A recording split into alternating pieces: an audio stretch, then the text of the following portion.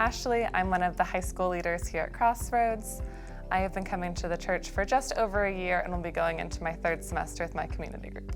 I think before we joined a community group, it felt really intimidating to try to walk into a big group and just start meeting people, especially like being newer to the area. But now we're at the point where we've started to make a lot of friends, and we're now serving at church. It's even made like Sundays and other days that become even more enjoyable because you just feel a lot more like you're around community.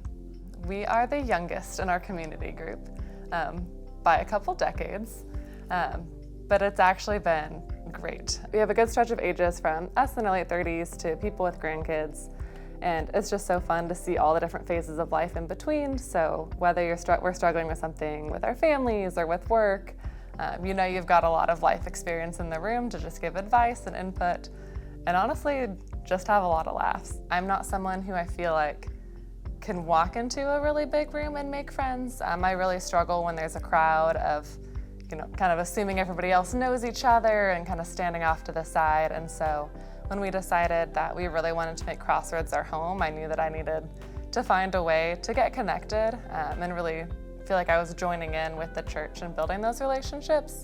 And around that time, the new semester of community groups was starting up. And so I just looked online and looked for ones that the day of the week aligned with my work schedule, and decided to just dive in and do it. I think one of the hardest things about being in a community group is the vulnerability aspect of it, especially in the beginning. When you're, it's your first or second or even third time, and you're kind of still feeling new, and at least in our case, some people had already been together in a community group, longer, so they were more comfortable with each other than I felt in the group. But then the longer you're with them, you talk about parts of the sermon or the message or the scripture passage and connecting that to your week or things that you're kind of struggling with, you'll eventually want to have that desire to share, what's going on and really build those deeper relationships. The more frequently that I went and the more often I was willing to kind of share my life and hear about, what's going on in the lives of others, it made it easier and easier to kind of overcome that, and it's been really rewarding. So if you're on the fence of joining a community group, I would say do it now. You can join a community group at any time, but we're at a point where a lot of people have been on a break for a community group, and so if you're someone that doesn't want to feel like you're jumping in the middle of something, now's a fresh start. And so I'd really, really encourage you to go find a time that works and just join. And honestly, if you join a community group and it's not a good fit, whether time or schedule or life stages, Pastor Chris says you can always switch and try another one.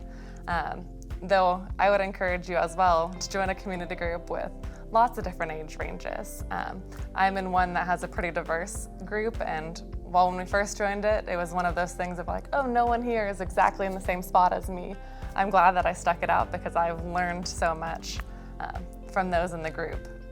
So I just say, take the leap and go for it, and I promise you won't regret it. And then you'll have a lot more people to say hi to and run up and give hugs to on Sunday when you're forced to meet and greet and be social on a Sunday morning.